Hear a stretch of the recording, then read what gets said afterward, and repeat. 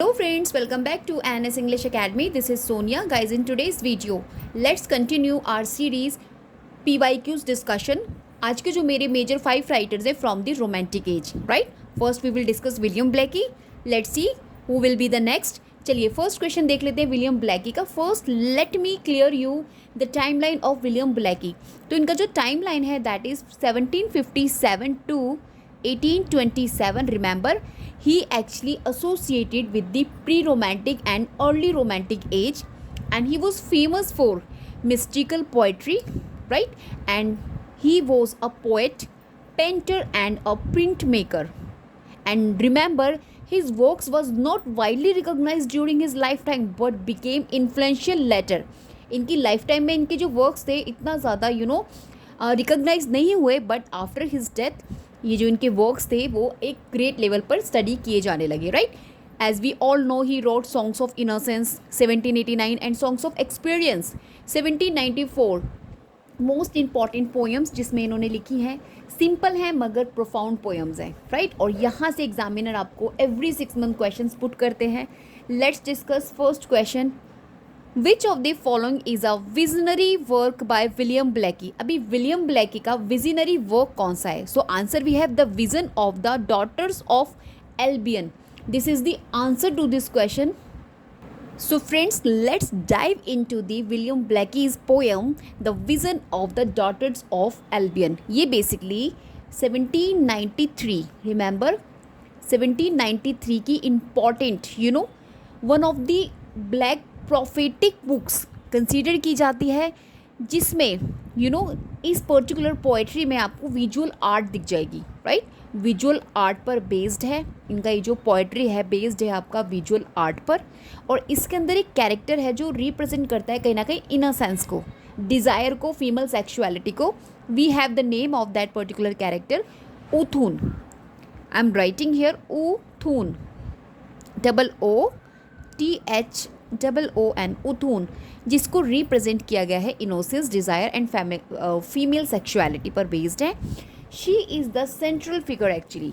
ये जो है कैरेक्टर है फीमेल है और सेंट्रल कैरेक्टर है, फिगर है इस पर्टिकुलर पोएम का. So please keep in your mind, क्योंकि यहाँ से क्वेश्चन पूछा है, may be they can ask from the character also, right. तो उथून का मैंने आपको सिंबल बता दिया कि फीमेल डिज़ायर को लेकर है. और ये जो पोएम है इनकी ब्लैकी की, क्रिटिक कर रही है the way of society.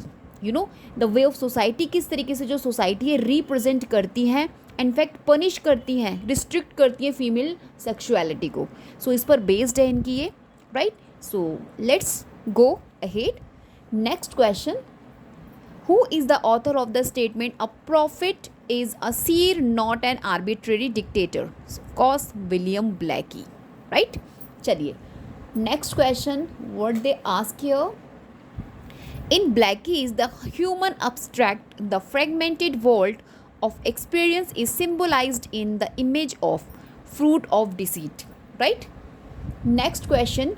Beneath them sit the aged man, wise guardians of the poor, then crush pity, lest you drive an angel from your door. These concluding lines of William Blackie's Innocence poems. Innocence poems से ये lines ली गई है, called Holy Thursday, allude to a biblical passage. Identify the passage. आपसे सिर्फ question इतना पूछा है, identify करना है पैसेज को, और यहाँ पे उन्होंने बता दिया है कि ब्लैकी की इनोसेंस पोएम है ये. तो ये लॉन्ग क्वेश्चंस को देख के प्लीज़ अपने माइंड को डिस्टर्ब मत करना कि इतना लॉन्ग क्वेश्चन है, बस उसको 2 बार पढ़ने की ज़रूरत है. इट नीड्स टाइम और आपको बहुत अच्छा रिजल्ट मिलता है, आपका डेफिनेटली आंसर सही होगा. ये क्वेश्चन एक्चुअल में ईजी होते हैं but they seems typical, right. So answer we have option number D. Be not forgetful to entertain strangers, for thereby some have entertained angels. Unawares, Hebrews 13.2, right. So यहाँ पर आपने उसका वो passage जो है इन्होंने पूछा है, we explain here, okay.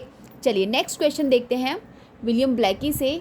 In particular William Blackie was influenced by the religious writing of. तो वो किन की राइटिंग्स थी जिससे आपके जो विलियम ब्लैकी थे इन्फ्लुएंस्ड थे?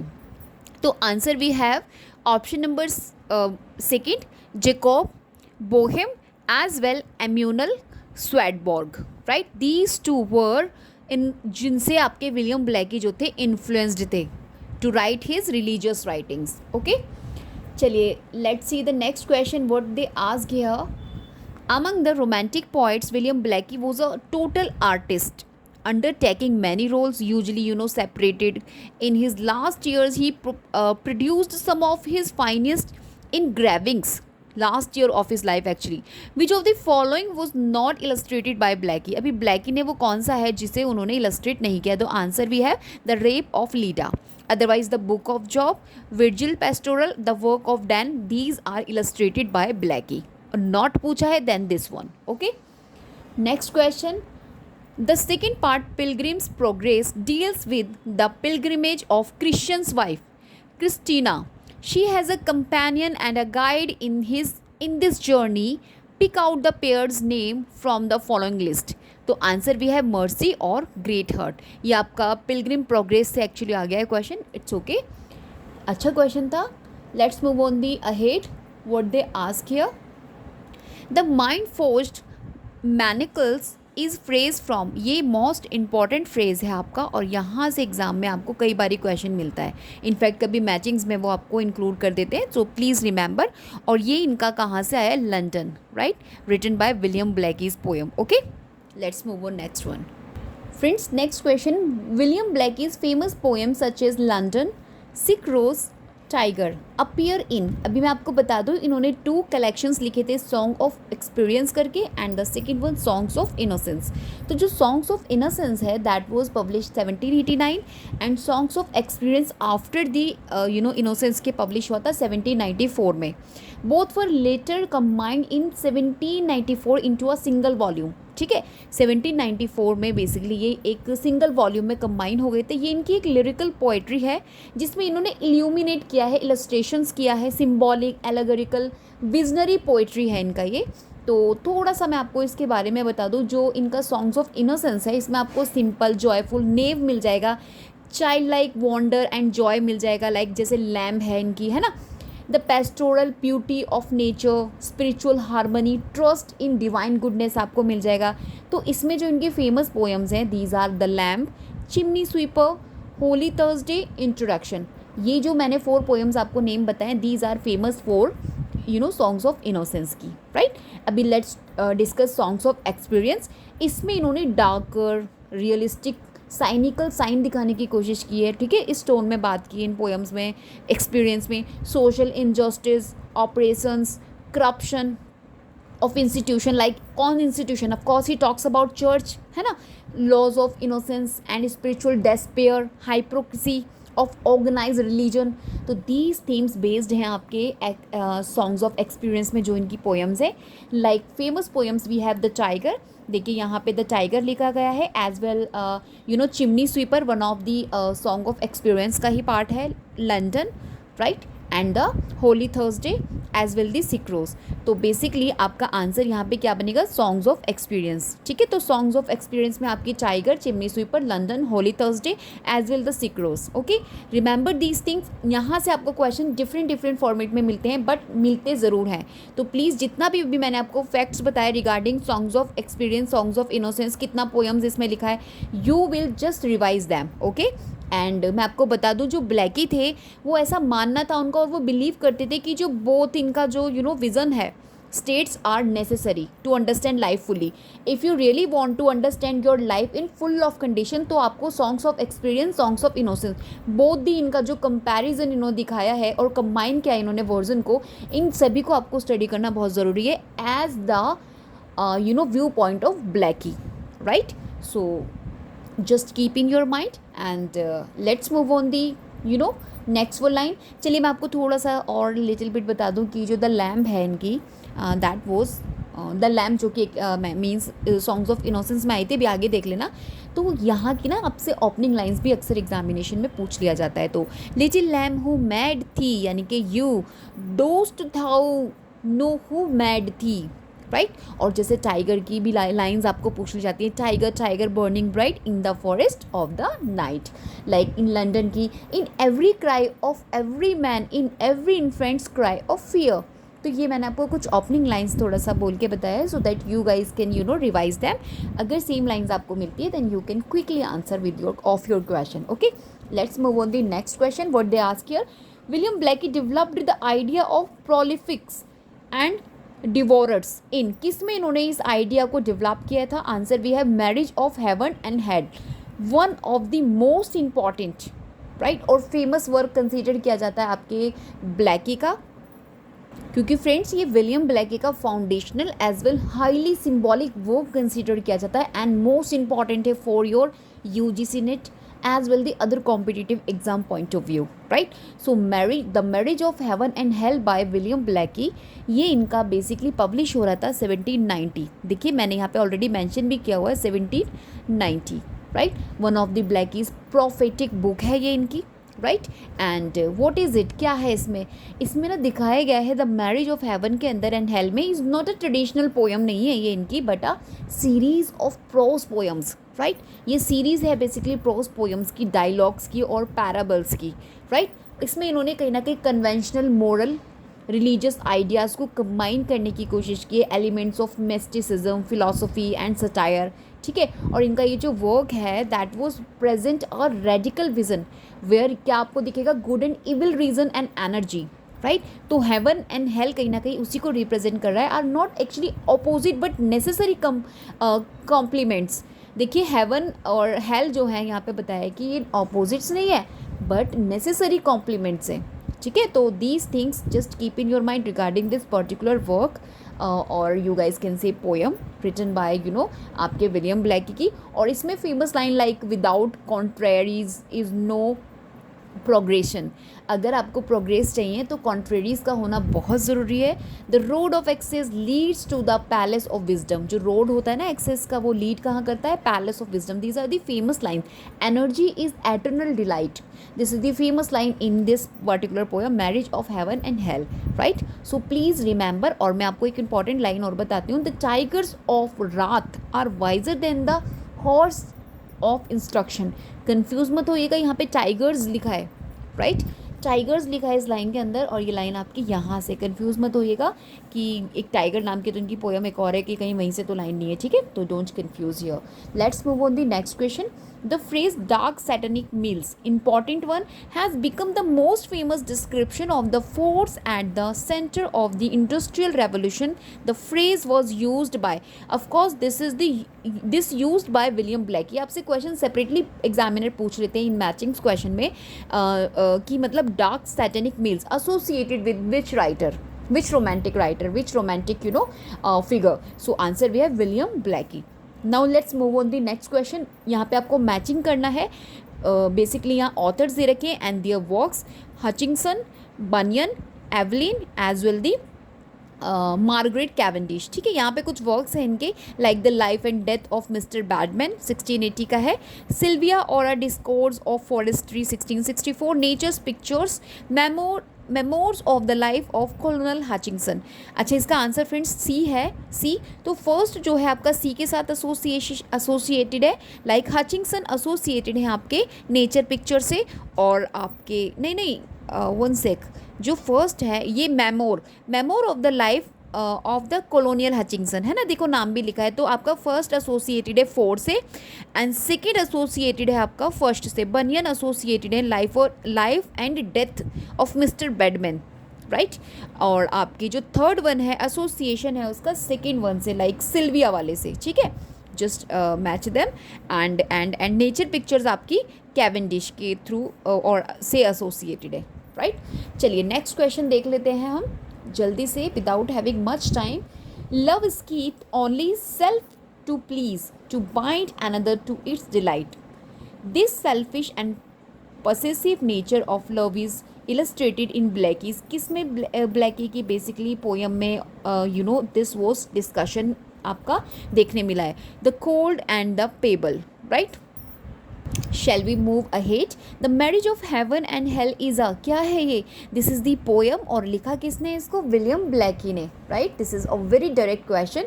Next, who is the author of the following lines, again the lines from the William Blake. तो William Blake one of the most important writer हैं रोमांटिक एज के, to whom you will have to concentration, उनकी लाइन्स पर आपको ध्यान को रखना है, आपको अच्छे से ध्यान रखना है उनकी लाइन्स को।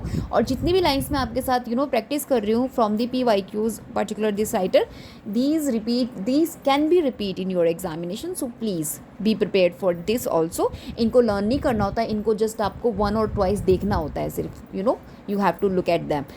To see a world in a grain of sand and a heaven in a wild flower. Heaven लेकिन wild flower, जंगली फूल, है ना। ऐसे कीवर्ड्स, मैं तो भाई इसी तरीके से कीवर्ड्स निकालती थी और मैं पूरा कभी नहीं याद करती थी, मैं उन कीवर्ड्स को ध्यान में रखती थी और उसी को एसोसिएट कर देती थी when the question in front of me. तो दिस वाज माय ट्रिक। तो अगर आप भी कीवर्ड्स को देख कर जाएंगे और कीवर्ड्स के थ्रू अपने आंसर्स करेंगे, then definitely answer will be right. चलिए, hold infinity in the palm of your hand. अभी देखिए, palm of your hand, this is also keyword. Eternity in an hour, eternity in an hour, right. तो ये कहाँ से आई है? Of course written by William Blake's work, ठीक है, उनके किसी पोएम से आया है। चलिए नेक्स्ट देखते हैं। William Blackie express the importance of the particular when he said that the generalize is to be dash, to particularize is the alone distinction of merit, fill in the blank। तो यहाँ पर an idiot, ठीक है answer. Next question, in which work does William Blackie say that Milton was a true poet and of devil's party without knowing it? most important one है, can be repeat, okay. तो marriage and heaven, ये जो इनका hello work है 1790 publication, इसी particular poem में इन्होंने ये बात बोली थी, right. Now let's move on towards the William Wordsworth, one of the most important writer from the romantic age, जिनके बिना आप बोल सकते हो रोमांटिक एज जो है उसका कोई मीनिंग नहीं बनता है, राइट। चलिए फ्रेंड्स, इनका टाइमलाइन देख लेते हैं। As I mention here 1770 to 1850, right. Early romantic age basically ही बिलोंग टू, और फेमस है अपनी नेचर पोइट्री के लिए, सिंप्लिसिटी के लिए एंड लिरिकल बैलेट्स के लिए। He consider one of the founders of English romanticism who emphasize nature and emotion। nature and emotion आपको इनके each and every poems whatever he wrote in his writings, आपको उसमें emotions, full of emotions, full of nature and colloquial language आपको मिलेगी, the language for common people, right. क्योंकि इनका मानना था कि जो कॉमन पीपल, ये अपनी आवाज़, अपनी राइटिंग्स को कहीं ना कहीं कॉमन पीपल तक रीच करना चाहते थे। ये कहते थे जो अलाइड सोसाइटी होती है, दोज आर एजुकेटेड वन, तो वो ये चाहते थे कि वो तो एनी हाउ स्टडी कर लेंगे, बट जो कॉमन पीपल है those are unable to understand the poetic language. उनके लिए ये कॉमन लैंग्वेज का इन्वेंट करते थे। अपने जितने भी इनके वर्क्स हैं, इनका प्रिल्यूड आप देखिएगा एंड लिरिकल बैलेट्स में जितनी पोएम्स ही कॉन्ट्रीब्यूटेड, उन सभी में इन्होंने बहुत ईजी वे में एक्सप्लेन करने का कोशिश किया है अपने नेचर से रिलेटेड एंड इमोशन से रिलेटेड जितने भी इनके व्यू पॉइंट है। तो these thing you will have to keep in your mind regarding William Wordsworth. अभी मैं आपको बता दूँ, इनका जो लिरिकल बैलेट्स है, लेट्स रिवाइज, ये इनका को ऑथर्ड है विद एस.टी. कॉलरिज के साथ, 1798, making the beginning of romantic poetry. This is the beginning of romantic poetry. और इनकी जो की पोएम्स हैं, टिंटन अबे, the prelude complete, the prelude जो है इनकी कंप्लीट होती है 1805 में, पब्लिश पोस्टमसली इसको 1850 में पब्लिश कराया गया था प्रिल्यूड। अभी हम आगे डिस्कस करेंगे if this question will come. इन्होंने ऑड भी लिखे हैं, राइट। एडवोकेट है ये आपके पोएटिक डिक्शन के, based on the language of common people, as I told you, and he became poet laureate in 1843। remember 1843 the year when he became poet laureate of England, and 1850 में ये replace कर देते हैं इनको, कौन? Tennyson, आपके जो आपके विक्टोरियन एज के नॉवलिस्ट है, one of the most important. 1850 में उनका टाइम आ जाता है, he became the poet laureate of England, right. This thing just keep in your finger tips. And इनका मानना था nature is a teacher and emotion recollect in tranquillity. Tranquillity, this is the key word in the works of Wordsworth, is the basis of poetry। और इनका focus कहीं ना कहीं shift रहता था from the radical political ideas to a more conservative outlook later in life, right। चलिए, now let's discuss his first PYQ। आपसे क्या पूछा है आपके क्वेश्चन में, in which poem does the following line appear, our birth is but a sleep and a forgetting। देखिए most important line है, just keep in your mind, ठीक है। और कहाँ से आई है? Immortality odd. तो फ्रेंड्स, ये जो इनका इमॉर्टैलिटी ओड है, that was published in 1807। Let's recollect the facts regarding this also. ये इनका बेसिकली पब्लिश हुआ था इन पोएम्स फॉर्म में और 2 वॉल्यूम्स के अंदर, ठीक है। पिंजारिक ओड है इनका ये, विद इरेगुलर स्टैंजास फॉर्म्स के साथ। इसमें इन्होंने थीम्स मतलब आपको देखने मिल जाएंगे like memory, childhood, nature, spiritual loss and recovery, right. These things he consider in this work. ये जो पोएम थी इनकी रिफ्लेक्ट करती थी वर्ड्सवर्थ का जो फिलोसॉफिकल एंड इमोशनल स्ट्रगल था, as he sense the loss of childhood wonder and connection to nature. तो यहाँ आपको देखने मिलेगा, एक्सप्लोर किया था इस पर्टिकुलर पोएम में। And he tries to reconcile, right, reconcile करने की कोशिश करते थे वो जो लॉस था उसको with a deeper understanding of life. तो इनके जो आइडियाज़ थे ना वो इसी से सर्कुलेट होते रहते थे, राइट। तो चाइल्डहुड की बात करना, स्पिरिचुअल विजन की बात करना, लॉस ऑफ इनोसेंस की बात करना, so immortality of the soul, so these things he actually talks about, right. So इनका ये जो वर्क है इमॉर्टैलिटी, और इन्होंने इस पर्टिकुलर वर्क के अंदर ये तो एक कोट इसके अंदर दिया है आपको क्वेश्चन में, our birth is but a sleep and a forgetting. इसके अलावा इन्होंने और भी कोट्स दिए हैं like trailing clouds of glory do we come from God who is our home, and next one the thing which I have seen I now can see no more, right. तो इसके अलावा these all मतलब आप अगर एक बार देखेंगे तो आपको हेल्प मिलेगा, क्योंकि यहाँ से आपको कोर्ट से क्वेश्चन पूछ लिया जाता है। तो ये जो इनकी पोएम है 11 इरेगुलर स्टैंजाज में है, और ये स्टार्ट होती है means it begin with the lament हो रहा है, किस पर हो रहा है, लॉस्ट ऑफ चाइल्डहुड विजन, ठीक है। तो यही इसमें चीज़ें आपको ध्यान में रखनी है। 1807 पब्लिकेशन है इसका, ठीक है। और मैंने आपको फेमस लाइन तो क्वेश्चन में आपसे पूछा ही गया है। Now let's discuss next one question. The final version of Wordsworth the prelude appeared in. तो फ्रेंड्स जैसे कि मैंने आपको बताया था प्रिल्यूड मोस्ट इंपॉर्टेंट है आपका वर्ड्सवर्थ का। Finally that was published in 1850 में, 1805 में that was completely written, and 1850 में that was posthumous publish I think, है ना, क्योंकि 1850 में इनकी डेथ हो जाती है। तो इसका फुल टाइटल है द प्रिल्यूड, तो इसको बोलते हैं growth of a poets mind and autobiographical poem. Just keep in your mind, क्योंकि सब टाइटल से आपको क्वेश्चन पूछ लिया जाता है। That was he started to written this particular autobiographical poem in 1798 में इन्होंने स्टार्ट किया था लिखना, एंड इसको मल्टीपल टाइम इन्होंने रिवाइज किया था, और इसका फाइनल वर्जन बेसिकली कब आया था 1850 में, और लिखकर तैयार हुई थी 1805 में, ठीक है। तो these things you will have to just keep in your mind. And posthumously I told you that was published by Wordsworth widow Mary. इनकी जो विडो थी मैरी हचिंगसन वर्ड्सवर्थ ने इसको पब्लिश कराया था। ब्लैंक वर्ड्स में अनराइम्ड इयाम्बिक पेंटामीटर में that was written. Autobiographical philosophical romantic poetry है इनकी, और इसके अंदर जो है ना द प्रिल्यूड में ये नरेट करते हैं Wordsworth life story and the development of his poetic imagination from childhood to adulthood.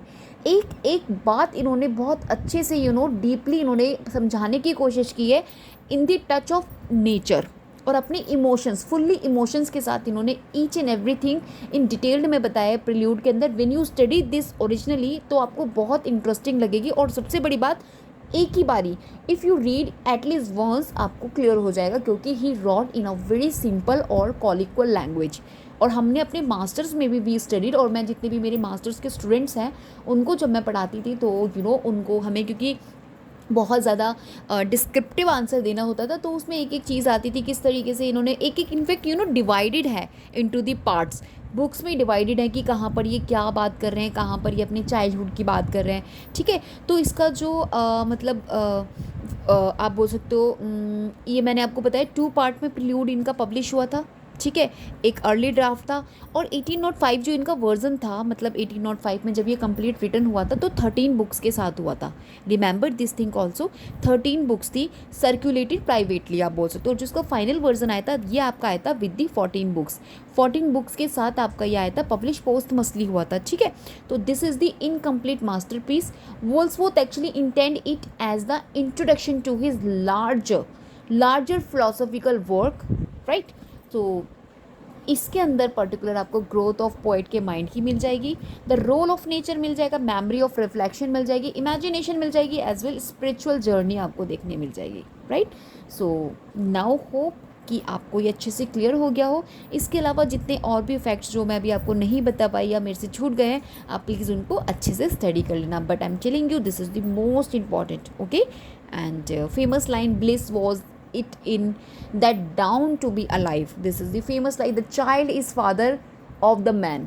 जो चाइल्ड होता है वो फादर होता है एक आदमी का, एक मैन का. I was a chosen son. ठीक है, these are the important lines of this particular the prelude की. ओके, सो ब्लैंक वर्ड्स में लिखा है, मैंने आपको बता दिया. और ठीक है, नेचर पर सेंट्रल रोल जो है, नेचर के सर्कुलेट हो रहा है नेचर से, और सेमिनल रोमांटिक पोएम है आपकी ये. एंड राइट, चलिए we will move next. What a mockery this of history, the past and the to come. Now do I feel how all men are deceived, reading of nations and their in faith given to vanity and emptiness. The prelude above extract is from. अभी पूछा है ये जो lines है extract from, तो ये book 9 से आ रही है आपकी. ठीक है, रेजिडेंस इन फ्रांस, जब इनका रेजिडेंस आपका फ्रांस में था. अभी देखिए यहाँ पे इन्होंने बहुत अच्छे से लिखा हुआ है समर वेकेशंस के बारे में. बुक्स है 4 में. रेजिडेंस इन कैम्ब्रिज में था तो उसके बारे में इन्होंने इलेबोरेट किया था. बुक 3 में रेजिडेंस इन लंदन में था when he was that all the things he explore in book 7. So these things just keep in your mind with the help of options. आप अच्छे से रिवाइज कर सकते हैं. ठीक है, now let's discuss next one. Sweet is the lore which nature bring, our meddling intellect misshapes the beauteous forms of things we murder to dissect. Wordsworth, which of the following best summarize the speaker's position. अभी इसमें आपको बताना है कि क्या कौन है जो सबसे अच्छे से डिस्क्राइब कर रहा है इसका जो मेन आइडिया है. Nature yields a pleasure superior to that derived from instructive human इंक्विटी.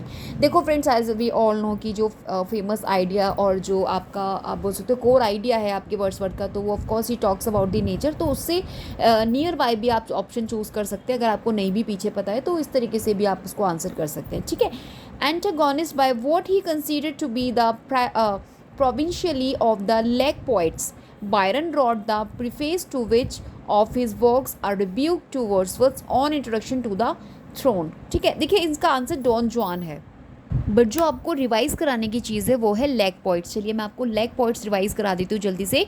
Lake poets for a group of English romantic poets का ऐसा ग्रुप है who lived in the lake district of north west England during 18th century और early 19th century. तो उनका group था और इसमें जो मेजर थे आपके लेक पोइट्स में William Wordsworth, Samuel Taylor Coleridge and Robert Southey. These trio are the famous in major lake poets के मेंबर्स आप मानेंगे लेक पोइट्स कंसिडर किए जाते हैं.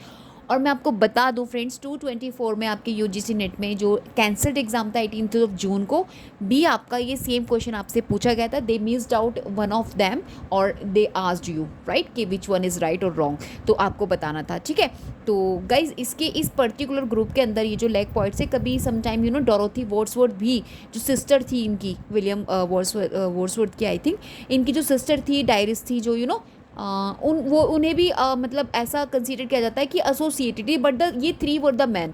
आप इससे थोड़ा कंफ्यूज मत होइएगा, बस ये 3 जो थे ये मेन थे. ठीक है, so these thing just keep in your mind. Now let's move on the next one. देखिए friends, again this line again repeat in your PYQ. देखिए PYQs में भी पीछे मैंने bliss was it in that dawn to be alive but to be young was very heaven. This occur कौन सी poem में आई है? ये विलियम वर्ड्सवर्थ की पोएम में आई है. अभी हमने पीछे डिस्कस किया था ना, सेम देखिए क्वेश्चन आपको मिल गया राइट. तो let's discuss next one. Which of the following poems features the phrase the still and music of humanity? Tintern Abbey. Now let's discuss brief about the Tintern Abbey. तो friends, ये जो Tintern अबे है ये poem आपकी lyrical ballads के अंदर one of the poem है that was contributed by William Wordsworth. Tintern अबे, ठीक है, और इस टिंटन अबे में ये एक लिरिकल मेडिटेशन है, आप बोल सकते हो, on memory, nature and personal growth के ऊपर. ये बेसिकली जब वर्ड्सवर्थ आपके विजिट हुए थे, एक बार विजिटेड इन्होंने, ये विजिट हुए थे आपके टिंटन अबे में, तो इन्होंने वहाँ पर देखा था अ रूइन मेडिवल मोनेस्ट्री, ठीक है, ऑन द रिवर ऑफ वे. तो वहाँ पे इन्होंने देखा था. तो जब ये वॉकिंग कर रहे थे टूर पर विद अपनी सिस्टर के डोरोथी के साथ, जब ये वॉक कर रहे थे, तो उसके बारे में इन्होंने इसमें पर्टिकुलर में लिखा है. और ये जो पोएम है रिफ्लेक्ट करती है कहीं ना कहीं उनका जो डीप स्पिरिचुअल कनेक्शन है नेचर के साथ. तो आपको ये सभी चीज़ें इनकी ऑलमोस्ट सभी पोएम्स में मिलेंगी, जो एक मेन चीज़ है. और ब्लैंक वर्ड्स में अनराइम्ड इयाम्बिक पेंटामीटर में इसको लिखा गया है. ठीक है, और power of memory, nature as a spiritual guide, change over time, these things आप देखेंगे इस पर्टिकुलर टिंटन अबे में. ओके, चलिए let's move on. Which famous elegy closes with the following lines. अभी वो कौन सी एलिजी है जो आपकी इन लाइन्स पर फिनिश हो रही है। तो answer we have in the desert is the heart, आप इसको रीड कर लीजिएगा, in memory of W B. Yeats, in memory of W.B. Yeats. Okay, now let's discuss next question. In Wordsworth's prelude, the boy of Winander is affected by, किससे affect हुआ था, muteness से, ठीक है। Next, the prelude, although began as early as 1799, as I told you, and finished in its first version 1805, was not published until, तो 1850 तक publish नहीं हुई थी। आई टोल्ड यू कि इन्होंने इसको लिखना तो शुरू किया था 1799 में, और इन्होंने लिखकर फाइनलाइज इसको कर दिया था 1805 में, लेकिन ये कब तक पब्लिश नहीं हुआ था, 1850 तक पब्लिश नहीं हुआ था, ठीक है। फाइनली 1850 में पब्लिश हुआ था इनकी वाइफ के through. In book 5 of prelude, Wordsworth dreams of an Arab in the desert after reading which great work। तो कौन सा ड्रीम, उसको किसका वर्क पढ़ने के बाद उनको वो ड्रीम आता है, तो करवेंटिस डॉन ज़्योट, ठीक है। Remember these things. यहाँ से क्वेश्चन आपको बार बार कंफ्यूज करने के लिए एग्जामिनर पूछते हैं। विच British university figure in William Wordsworth prelude, Cambridge, ठीक है। Next one, in the opening book of the prelude, Wordsworth mentions famously that he was fostered alike by fear and beauty। No, fear and beauty नहीं आएगा, sorry, यहाँ पर आपका आएगा fear and beauty, ठीक तो है, fear and beauty है ना, क्योंकि यहाँ पे fear जाएगा और यहाँ पे beauty जाएगा। मैंने ऑप्शन नहीं देखे थे, ऐसे ही मैंने बता दिया था, that's why I confused little bit। Now let's check the next question। An English poet couldn't help the excitement that an historical event caused in his lifetime। Bliss was it in that down to be alive, but to be young was very heaven। William Wordsworth, The French Revolution, answer है इसका, ठीक है। Now let's move on the next question। Which version of the lyrical ballad was the first one to have the preface? अभी preface पूछा है, preface के साथ आपका 1800, ठीक है। Now I am just going to give you lyrical ballads in brief, जल्दी से रिवाइज करा देती हूँ। एज वी ऑल नो कि एक लैंडमार्क कलेक्शन है ऑफ पोएम्स का William Wordsworth and ST. Coleridge के साथ, and which is considered beginning of the English romantic movement का कंसिडर किया जाता है। इसका जो गाइस फर्स्ट एडिशन था लिरिकल बैलेड्स का, पब्लिश हुआ था 1798 में, ठीक है, रिमेंबर। और इसको एनोनिमसली पब्लिश कराया गया था 1798 में। मींस ऑथर का जो नेम था not given in the first edition, आप ऐसे मान के चलिए जब first it was published then the anonymously means आपको ऑथर का नेम नहीं पता था, without the name of author that was publish, इसी का मीनिंग एनोनिमसली होता है, ठीक है, क्योंकि इसके जो पब्लिशर थे वो जोसेफ कॉटल करके थे, ठीक है। सेकेंड एडिशन इसका आता है फ्रेंड्स 1800 में विद वर्ड्सवर्थ फेमस प्रीफेस करके, which became the manifesto of English romanticism. तो please keep in your mind, right, क्योंकि ये आपसे एग्जाम में अगेन एंड अगेन पूछते हैं। और ये जो इसका प्रीफेस था टू द 1800 एडिशन जो 1800 में आया था by Wordsworth, laid out their theory of poetry, कि इन्होंने क्या बताया था कि जो पोइट्री होती है spontaneous overflow of powerful feeling होता है। This is most important, right, again and again आपसे पूछ ली जाती है। और आप ये जो आपका 1798 एडिशन था, इसमें वर्ड्सवर्थ की कौन कौन सी पोएम्स थी, लाइक टिंटन अबे था, जो फर्स्ट टिंटन अबे थी, and we are seven, Simon Lee, right, the thorn, the idiot boy करके, एंड कॉलरिज की 4 थी, ठीक है, कॉलरिज ने 4 कंट्रीब्यूट की थी, the rime of the ancient mariner, right, as well the foster mother's tale. मैं आपको सारी नहीं बता रही, इंपॉर्टेंट बता रही हूँ। अभी क्या हुआ था इसके अंदर, तो वर्ड्सवर्थ जो थे उन्होंने ऐड किया था many more poems and wrote the preface, explain किया था जहाँ पे इन्होंने फिलोसफी ऑफ पोएट्री, ठीक है। तो गाइज जो मेन थिंग्स आपको याद करनी है apart from all the things जो मैंने अभी आपको बताई, आपको जो ये याद रखना है एनोनिमसली इसको पब्लिश कराया गया था। टोटल इसके अंदर 23 पोएम्स थी आपकी, ठीक है। 19 आपकी वर्ड्सवर्थ के थ्रू लिखी गई थी, 19 आपकी वर्ड्सवर्थ ने कंट्रीब्यूट की थी, और जो 4 थी आपकी, ठीक है, वो आपकी कॉलरिज ने की थी, राइट। तो these thing just keep in right. Tintern अबे फर्स्ट वन थी, और द मैरिनर एंशिएंट मैरिनर वाली जो थी वो लास्ट वन थी, ठीक है। इन चीज़ों को आपको ध्यान में रखना है। सेकेंड एडिशन इसका 1800 में आया था, और इसमें क्या हुआ था, इसमें क्या इसमें ऐड हो गई थी और भी पोएम्स ऐड ऑन की थी, लाइक 38 पोएम। देखिए इतना डीपली यहाँ पे सेकेंड एडिशन से क्वेश्चन नहीं पूछा जाता, तो these things just keep in your mind, ठीक है, क्योंकि वर्ड्सवर्थ ने इसमें 18 न्यू पोएम्स ऐड की थी सेकेंड एडिशन के अंदर, right. So let's discuss now next question. चलिए, what they ask here. What is being described by Wordsworth in the following lines from his poem The Thorn? I've measured it from side to side. It's 3 feet long and 2 feet wide. 3 feet long and 2 feet wide. An infant's grave. 3 feet बोल रहे हैं ना, तो क्या है वो? The infant's grave. Most important है, exam में मैनी टाइम रिपीट हो चुका है, इसे ध्यान में रखिएगा. की वर्ड्स है ये आपका. 3 feet long, 2 feet wide. Okay, तो क्या था वो? An infant's grave. Here friends, you will have to match Shelley, Coleridge, Keats and Wordsworth. यहाँ पे कुछ आपको पोएम्स दे रखी हैं, like cry, I cry your mercy, pity love aye love. ठीक है, the world is too much with us, O world, O life, O time. Lines दे रखी हैं आपको. When true love burns, desire is loves pure flame. Most important one है. Opening line से question आपको अक्सर एग्जाम में पूछते हैं, और मैं आपको बता दूं लाइन्स रिपीट होती हैं. अलग अलग लाइन्स आपको न्यू नहीं एक्सप्लोर करके देते, they just repeat these lines. Okay, तो रिमेंबर दीज थिंग. और देखिए ए इसका फ्रेंड्स आंसर है. ए का एसोसिएशन है थर्ड के साथ. शैली की लाइन है आपकी O world, O life, O time. और बी का कॉलरिज एसोसिएटेड है आपके when true love burns, desire is love's flame करके. ठीक है, और सी कीट का एसोसिएशन है I cry your mercy, pity love aye love. And D का एसोसिएट वर्ड्सवर्थ का एसोसिएशन है the world is too much with us, the world is too much with us. ठीक है, रिमेंबर. चलिए friends, next question. Who among the following believed that rhyme is not an integral part of poetry? किसने बोली थी ये बात? तो 2 थे यहाँ पे आंसर. तो एक तो फिलिप सिडनी ने बोला था और एक किसने बोला था? हॉरेस ने. राइट. चलिए next question. Again you will have to arrange the following critical work in their chronologic order. अभी आपको क्रोनोलॉजी ऑर्डर में इनको अरेंज करना है. मैं आपको बता दूँ, preface to lyrical ballads, a defence of rhyme, life of Cowley, third one life of Cowley, right. And fourth one है आपका, I am just writing here, the frontiers, ठीक है, ऑफ क्रिटिसिज्म. रिमेंबर, तो इसका जो क्रोनोलॉजी है आपका first B यानी कि आ डिफेंस ऑफ राइम पहले नंबर पर आएगा, सी आएगा सेकंड नंबर पर लाइफ ऑफ कॉले. ठीक है, और उसके बाद आपका ए आएगा 1800. ठीक है, और फिर आपका थर्ड आएगा फ्रेंड्स फ्रंटियर ऑफ क्रिटिसिज्म. ठीक है, चलिए let's move on the next question. Which of the following statement about the lyrical ballad is not true? अभी नॉट का ध्यान रखना है आपने. नॉट ट्रू कौन सा है? It carried only one ballad proper which was Coleridge the rime of the ancient mariner. Wrong आपको बताना, ये सभी राइट है, आपको रॉन्ग वन पढ़ना है. तो रॉन्ग वन है हमारा डी.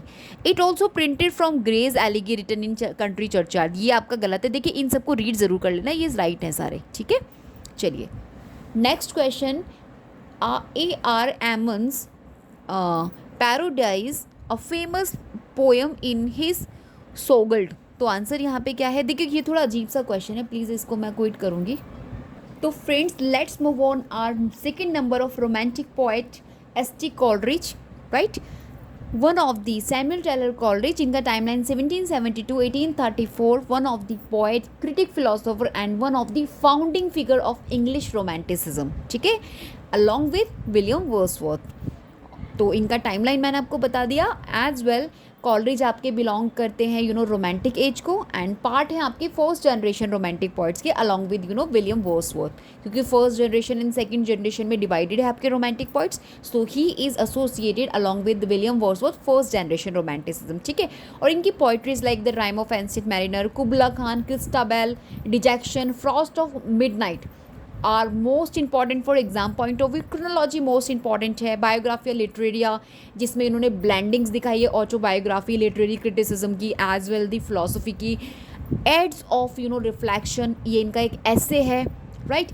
लेक्चर ऑन शेक्सपियर, ये डिलीवर्ड इनका इंपॉर्टेंट इंसाइट इनटू शेक्सपियर के प्ले में है. ठीक है, अभी मैं आपको बता दूं कि ये जो है को फाउंडर रह चुके हैं आपके इंग्लिश रोमांटिसिज्म के अलॉन्ग विद वर्ड्सवर्थ, और मेजर कंट्रीब्यूशन इनका लिरिकल बैलेड्स में रहा था, जो इनका 1798 में पब्लिश हुआ था, rhyme in the ancient mariner और इसके अलावा 3 अदर पोएम्स इन्होंने लिखी थी. आई टोल्ड यू टोटल 23 थी. 19 आपकी वर्ड्सवर्थ ने लिखी थी और 4 आपकी कॉलरिज ने लिखी थी. ठीक है, इसके साथ साथ इन्होंने इंट्रोड्यूस किया है super natural elements, imagination, dream like qualities, जो रोमांटिक पोएट्री इन्होंने इंट्रोड्यूस किया इन सभी चीज़ों को, मीन्स एलिमेंट्स जो भी मैंने आपको कीवर्ड्स बताए, super natural elements, imagination, dream like qualities, ठीक है। As well he develop the idea of willing suspension of disbelief, most important है, जिसमें ये कहना चाहते हैं रीडर्स एबिलिटी, ठीक है। तो ये सब सस्पेंड करते हैं, जजमेंट करते हैं, तो और की फिगर ये आपके हैं इंग्लिश लिटरेरी क्रिटिसिज्म के ऑल्सो, स्पेशली बायोग्राफिया लिटरेरिया जो इनका वर्क है as well. These things you should just keep in your mind, ठीक है। So now let's discuss PYQs from the Coleridge. Only that film which fluttered on the great still flutters there, the soul unquiet thing, the above lines quoted from, ये इनका Frost at Midnight, ठीक है, यहाँ से आया है आपके Coleridge का। Now let's discuss second one, no need to explain in detail. A half sentence in Purchas his pilgrimage triggered of Kubla Khan who work was Purchas his pilgrimage. तो ये जो कुबला खान जो था ये बता रहे थे कि जब ये कौन सा वो पर्टिकुलर पिलग्रिमेज को पढ़ रहे थे जहाँ से ये ट्रिगर्ड हुए थे। तो आंसर है हमारा सैमुअल परचाज। किसने लिखा था वो? सैमुअल परचाज द लंदन पार्सन, ठीक है friends, this is the answer. Now let's go next question, what they ask about Coleridge the rime of the ancient mariner is a poem इन, कितने पार्ट्स में डिवाइडेड है the rime of the ancient mariner? 7 parts में। तो मैं आपको बता दूँ इनकी लॉन्ग नैरेटिव पोएम है, one of the most famous work है इंग्लिश रोमांटिसिज्म में। इसको इन्होंने 1798 में पब्लिश कराया था लिरिकल बैलेड्स के अंदर, कलेक्शन के अंदर। और ये जो इनकी पोएम है इसके अंदर इन्होंने स्टोरी बताई है एक ओल्ड सेलर की, एक एंशिएंट मैरिनर होता है हु एक्चुअली रिकाउंट करता है मिस्टिकल सी वॉयज को, ठीक है। तो इसके अंदर वेडिंग गेस्ट मीट्स किस तरीके से एंशिएंट मैरिनर से मिलते हैं, who stops him to listen to his tale, वो उसको रोक लेते हैं कि तुम्हें हमारी कहानी सुनानी, तुम्हें सुननी पड़ेगी, ठीक है। तो इस तरीके से स्टोरी ये स्टार्ट होती है। तो इसके बारे में है बेसिकली 7 पार्ट्स में that was divided. Now just keep in your mind, right. चलिए now let's discuss next question. The poetry of Wordsworth and Coleridge was notably influence, किससे इन्फ्लुएंस थी? फ्रेंच रेवोल्यूशन से। All we know about it. The rime of the ancient mariner is about, किसके बारे में? The guilt and exploitations of ancient mariner, ancient mariner के बारे में ही तो है, अभी मैंने आपको पीछे बताया। And who of the following was not a contemporary of Wordsworth, अभी इन दोनों के कंटेम्प्रेरी कौन नहीं है? तो स्विनबर्ग नहीं है, अदरवाइज वॉल्टर स्कॉट, हैज़ल्स और सदे। ये सदे तो one of the leg poet में इनके साथ एसोसिएटेड है, तो ये सारे एसोसिएटेड हैं, कंटेम्प्रेरी हैं, और आपके स्विनबर्ग नहीं है। Next question, Kubla Khan takes an epigraph from, कहाँ से लिया था जो कुबला खान का एपिग्राफ है? It was taken from Samuel Purchas, Purchas is pilgrimage, ठीक है। 1816 में ये आया है आपका, 1816 पब्लिकेशन है, ठीक है। Let's check the next question, which of the following is not a quest narrative? Quest narrative कौन सा नहीं है? कॉलरिज का Christabel, this is not a quest narrative. Otherwise Shelley's Alastor, Manfred and Endymion, these are the quest narrative. Next question, who among the following romantic poet ended his life lauded and respected as a sage of Highgate? S.T. Coleridge, of course. ठीक है. Next question, which romantic poet defined a slave as a person preserved into a thing? Coleridge. Now you will have to match some themes. theorist आपको दे रखे हैं और यहाँ पर आपको क्या दे रखी हैं? टर्म्स एंड उसके थियोरिस्ट आपको, जैसे मैथ्यू आर्नल्ड का एसोसिएशन है आपके हेलेनिज्म से, हैब्रिज्म से, एज वेल फ्रेडरिक निट्जी का एसोसिएशन है अपोलिनियन एंड डाइनोसियन से, एज वेल आपका हॉपकिंस का एसोसिएशन है इंस्कैप और इंस्ट्रेस से, as well fancy and imagination आपका एस टी कॉलेज के साथ एसोसिएटेड है। मोस्ट इंपॉर्टेंट है, एग्जाम में रिपीट होता है, सेम बिल्कुल, ठीक है। Next question, from among the following identify Coleridge companion in a fanciful scheme to establish utopian community of free love on the blank of Susquehanna river. तो answer we have Robert Southey, ठीक है। Let's check quickly, Kubla Khan is thought to have been written in 1797 but it was not published until 1816. Who persuaded Coleridge to publish it? किसने persuade किया था कि do and publish it? Byron ने, ठीक है। और 1816 में that was published, रिटर्न हो गई थी बेसिकली 1797 में, ठीक है। यहाँ पे आपको कुछ ऑथर्स दे रखे हैं एंड उनकी पोएम्स दे रखी है। Now you will have to match them. बहुत अच्छा क्वेश्चन है। एक्सकर्जन वर्ड्सवर्थ से एसोसिएटेड है, Christabel Coleridge, Milton William Blackie का, और queen map is PB Shelley, ठीक है। चलिए नेक्स्ट क्वेश्चन पर मूव करते हैं. S T Coleridge dejection and ode opens with an epigraph which is a reference to a ballad. Identify the ballad. तो ballad of Sir Patrick Spens. ठीक है, right? Okay, now let's discuss next question what they ask. As mentioned in my first acquaintance with poets, which poet does William Hazlitt describe as the only person I ever knew who answered the idea of a man of genius? Basically आपका question from यहीं से ही है कि किसने बोला है. तो answer भी है किसके लिए बोला है, कॉलरिज के लिए. किसने बोला है, हैजल्स ने. ठीक है, चलिए friends, let's start from the John Keats. John Keats से आपसे जितने क्वेश्चन पूछे गए अभी उनको डिस्कस करते हैं. In your past papers of UGC net.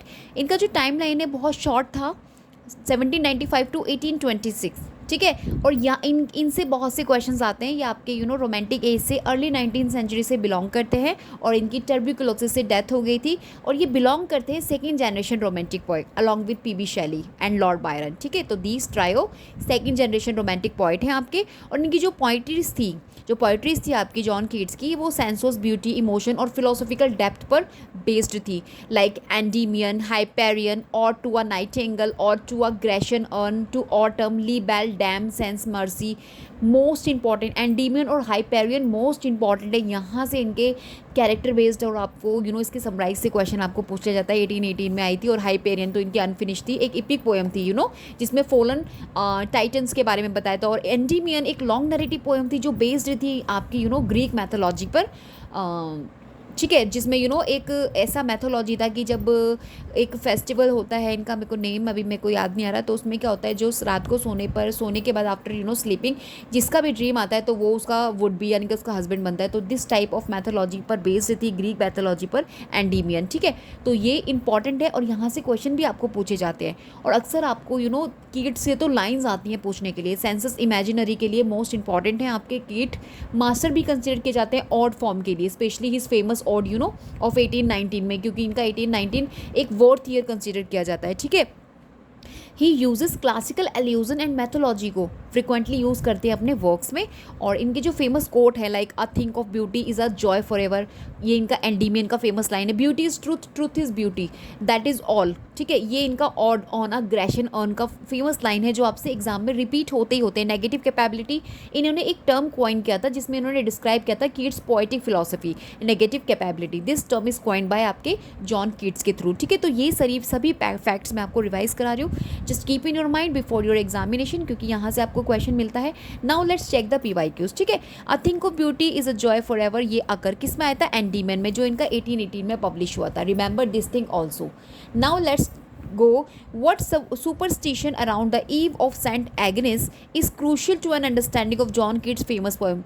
If a virgin performed the proper ritual on Saint Agnes Eve, वो मैं जो फेस्टिवल बता रही थी वो यही था, सेंट एग्निस ईव होती है. She would dream of her future husband. ठीक है, तो यही है जो मैं आपको भी बताने की कोशिश कर रही थी. Now let's move on the next question. Thou wast not born for death immortal bird.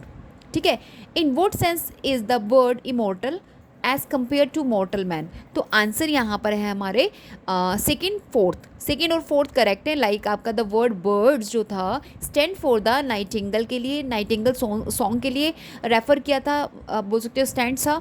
The birds is a immortal, bird को इमॉर्टल बताया था क्योंकि songs of birds have given pleasure to man through the ages. क्योंकि जो bird का song था वो man को क्या करता है, वो काफ़ी एजेस से क्या कर रहा है, उनको कहीं ना कहीं बहुत ज़्यादा प्लेजर देने की कोशिश कर रहा है. राइट, चलिए नेक्स्ट क्वेश्चन देख लेते हैं कीट्स का जल्दी से. One of the most coated statement on poetry bye John कीट is reproduced with blank below. Complete the statements with correct word. If, देखो क्वेश्चन यहाँ से शुरू है, बस उन्होंने लिखा सब कुछ है. If poetry dash as naturally as the leaves to a tree it dash at all.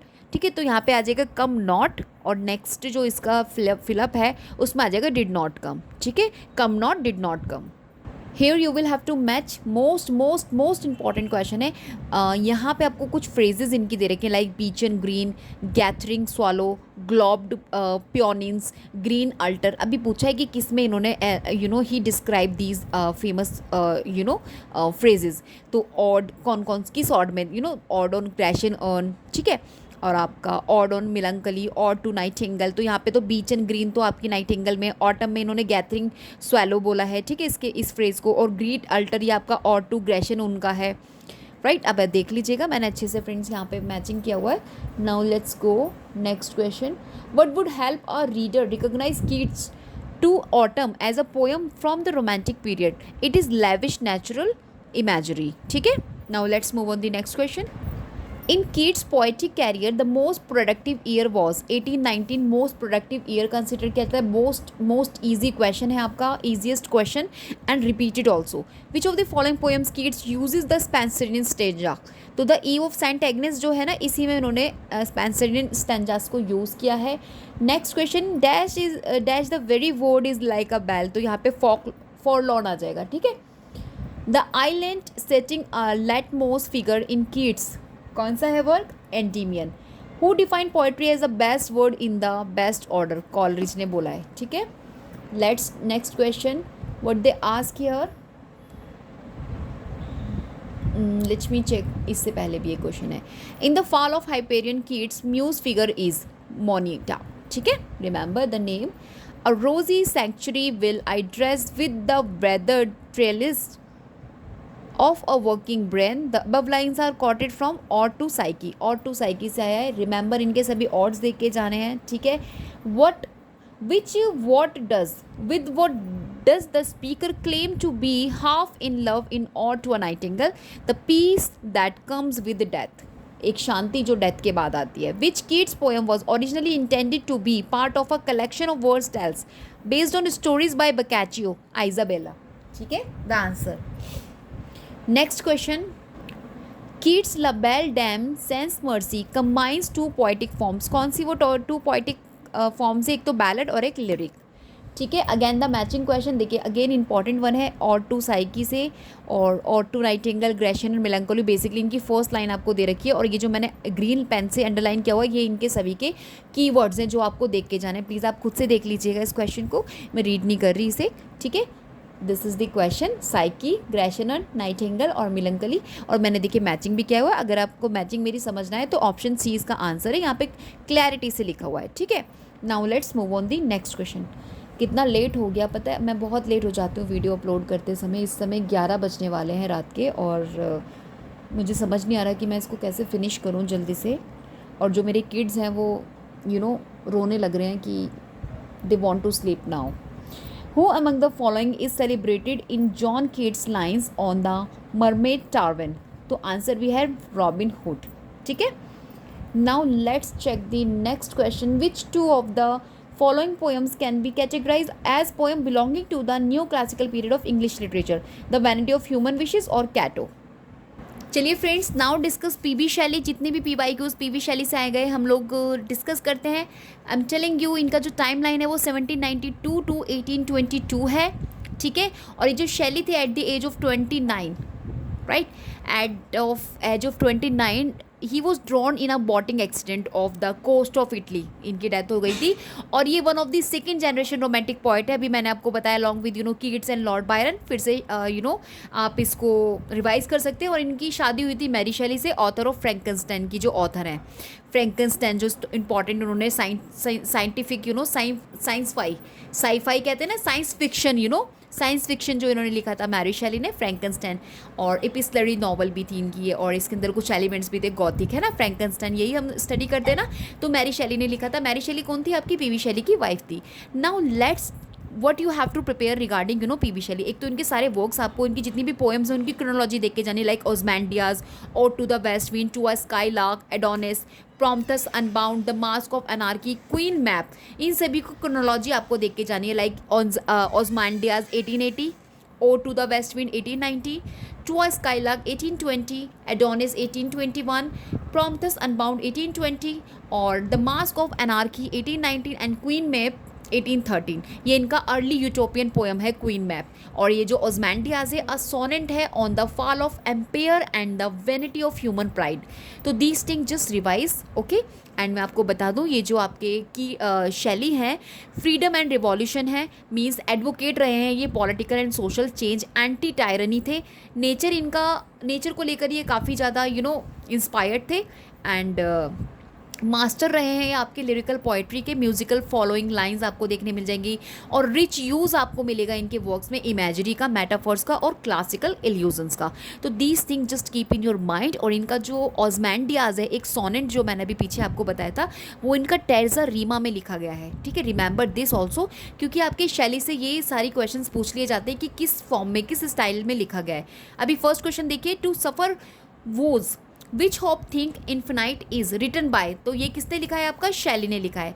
Now let's check the next question. यहाँ पे आपको मैचिंग करनी है, कुछ आपको पॉइंट्स दे रखे हैं एज वेल, आपको बर्ड से एसोसिएट करना है उनको, जैसे जॉन कीट जो है नाइटिंगल, पीबी शैली ने स्काईलार्क, जीपी हॉपकिंस ने फैल्कन और टेड हक्स ने हॉक। मतलब कि आपके ये बर्ड्स हैं, बर्ड्स के नाम पर इन्होंने अपनी पोएम्स और ओड और जो भी सोनेट्स हैं वो लिखा है, ठीक है। तो ये क्वेश्चन भी अच्छा है। Now let's check the next question. PB Shelley's Julian and Medallo is a conversation between Julian and Count Medallo. Who do these two character represent? कौन है ये? Julian represent actually Shelley, जो Julian थी वो किसको represent कर रही थी? Shelley को, और Count Medallo present कर रहे थे Byron को। Remember this also. Now let's question. What is common to the following poems? अभी कुछ poems हैं like वर्ड्सवर्थ का रिक्ल्यूज, शैली का ट्रिम्प ऑफ द लाइफ, इसके अलावा बायरन का डॉन जॉन और कीट का हाइपेरियन। अभी इन सब के अंदर क्या है? ये सभी अनफिनिश्ड पोएम है। रिक्ल्यूज, ठीक है, the triumph of life unfinished है, और नेक्स्ट आपके ऑप्शंस दूसरे पेज पर है, हम दिखा देती हूँ मैं आपको अभी। सी फ्रेंड्स, डॉन जॉन और हाइपेरियन ये सभी आपकी अनफिनिश्ड पोएम है। Remember this thing also, help you in your examination. Which famous romantic poem begin with the line hail to thee blithe spirit bird thou never wert? ये आपका टुआ skylark से आया है। रिमेंबर टुआ स्काईलार्क, द स्काईलार्क किसी और ने लिखा है, टुआ स्काईलार्क आपका शैली ने लिखा है। Which among the following is not a sonnet sequence? अभी इनमें से सोनेट सीक्वेंस कौन सा नहीं है? डेरेक वॉलकेट का ओमेरोज, अदरवाइज एस्ट्रोफल, स्टेला, डालिया और हाउस ऑफ लाइफ, ये सभी आपके सोनेट सीक्वेंस हैं, ठीक है। Next question from the Shelley. Shelley was expelled from the Oxford university due to the publication of, किसकी पब्लिकेशन, कौन सा वर्क था जिसको इन्होंने पब्लिश किया था और इनको एक्सपेल कर दिया गया था, निकाल दिया गया था ऑक्सफर्ड यूनिवर्सिटी से? तो answer we have the necessity of अस्थेनियस, ये इनका 1810 में आया था, ठीक है। Remember this thing also, in examination examiner can be asked, okay. Which of the following poems uses terza rima? अभी टेरेसा रीमा में ode to the nightingale not ode to the west wind 1890 में इनका publish हुआ था, ये इनका Teresa rima में लिखा गया है। और टेरेसा रीमा में इनका एक और पोएम वो वर्क लिखा है ऑज़मैंडियाज़, जो मैंने आपको पीछे बताया, these two written in the style of terza rima, ठीक है। अभी इन्होंने नेक्स्ट यहाँ पे फिलअप दे रखा है, if dash comes can dash be far behind. Most important line है आपकी शैली और टू वेस्ट विंड का, एग्जाम में पूछा जाता है। तो यहाँ पर पहले आएगा विंटर, ठीक है, और नेक्स्ट आएगा स्प्रिंग, ठीक है। If winter comes can spring be far behind, इसको प्लीज़ फिंगर टिप्स पे रखना है आपको, और टू वेस्ट विंड ईजिली आपसे एग्जामिनेशन में पूछ लिया जाता है। सो फ्रेंड्स, यहाँ पे देखिए कुछ लाइन्स है आपकी, teach me how the gladness the thy brain must know such harmonious madness from my lips would flow the world should listen then as I am listening now. Whose lines are these? To whom are the addressed? PB Shelley की line है, the skylark को यहाँ पे address किया जा रहा है। Next question, in the following cluster of poems by Shelley which one has the voyage motive? तो आंसर भी है अलास्टर, ठीक है। यहाँ पे मैंने एडोनिस का पब्लिकेशन ईयर लिखा है और टू वेस्ट विंड 1820, देख लीजिएगा जो भी मैंने ग्रीन पेन से लिखा है इंपॉर्टेंट है। I fall upon the thorns of life I bleed express a pathetic cry of a wounded heart from ode to the west wind by Shelley. The poem consist of 14 line terza rima में, ठीक है। पीछे भी मैंने आपको भी बताया था। Now again you can see the question, which poem of Shelley bears the alternative title the spirit of solitude? तो अल्टरनेटिव टाइटल किसका है? ये अलास्टर का। मैचिंग करना है, मैडलिन आपका कीट ने लिखा है, प्रॉम्थस आपका शैली ने लिखा है, यूरिजन आपका ब्लैकी ने लिखा है, एंड नेक्स्ट पेज पर हम चाहते हैं सेकेंड चाइल्ड हैरोल्ड आपका बायरन ने लिखा है, ठीक है। तो आंसर मैंने आपको इसके बता दिए। Now let's move on the next question, who among the following Greek philosopher has a bearing on the composition of Shelley's Adonais? तो आंसर भी है प्लेटो, ठीक है। Now you will have to arrange, तो आपको मैं बता दूं, elegy written in country churchyard आएगा पहले, फिर एडोनिस, फिर एन मेमोरियम, और उसके बाद आएगा थायराइसिस, ठीक है। चलिए next question, who wrote the wandering Jew a poem in 4 cantos and the short lyric the wandering Jew's soliloquy? PB Shelley ने लिखा है ऑफकोर्स, ठीक है। फ्रेंड्स, यहाँ पे कुछ आपके वर्क्स हैं, आपको उसके ऑथर्स बताने, लाइक पोइट जैसे अलास्टर शैली ने लिखा है, सॉन्ग्स ऑफ एक्सपीरियंस ब्लैकी का, कॉमिक आपका जॉन कीट का और एक्सकर्सिव आपका वर्ड्सवर्थ का। मोस्ट इंपॉर्टेंट है एक्सकर्सिव, स्टूडेंट्स हमेशा कंफ्यूज होते हैं whether it is written by Wordsworth और कॉलरिज, तो प्लीज़ आप कंफ्यूज मत होइएगा। Last question of my today's video friends, finally last question हमारा आ गया। The pamphlet on the Irish condition and address to the Irish people was composed by PB Shelley. तो friends मैं अब आपको बता दूं, इसमें 224 के जो आपके एग्ज़ाम्स हैं वो इंक्लूड नहीं है। 224 के एग्ज़ाम्स में मैंने अपने जितने भी वीडियोस बनाई है उसमें मैंने उन नोट्स को इंक्लूड किया है, क्योंकि मेरे पास एक पूरा पेपर फॉर्म में वो पेपर हैं 2024 में जितने भी आए थे। इवन 7 जैन का भी मेरे पास पेपर है, 2023 के भी है। अगर पहले मैं इस सीरीज़ को कंप्लीट कर देती हूँ, लेट्स सी कि हम इसे कंप्लीट कर पाते हैं कि नहीं कर पाते बिफोर आर एग्जामिनेशन। मैं जितना भी कोशिश है ज़्यादा से ज़्यादा आपके लिए कराने की कोशिश करती हूँ, कवर कराने की कोशिश करती हूँ राइटर्स। ट्रस्ट मी, एकदम कंटिन्यूसली और कंसिस्टेंसी से बोलना मेरे लिए बहुत मुश्किल हो जाता है फ्रेंड्स। मैं उसके बाद भी बोलती हूँ, please you support my channel as well. If you like the video, like तो आपको करना ही करना है, and if you are new to my channel please do subscribe my channel. अगर आप मेरी वीडियो को देखते हैं, यू वॉच माई वीडियो, तो प्लीज़ सब्सक्राइब किए बिना मत छोड़िएगा। Okay, we will meet in next video with major another writers मैं इंक्लूड करने की कोशिश करूँगी और PYQs डिस्कस करूँगी। मेरे साथ डेली प्रैक्टिस कीजिए, आपको बहुत अच्छे से प्रैक्टिस हो जाएगा। इनफैक्ट आपका रिवीजन भी मैं साथ के साथ करा रही हूँ। Till then bye bye, we will meet in next video.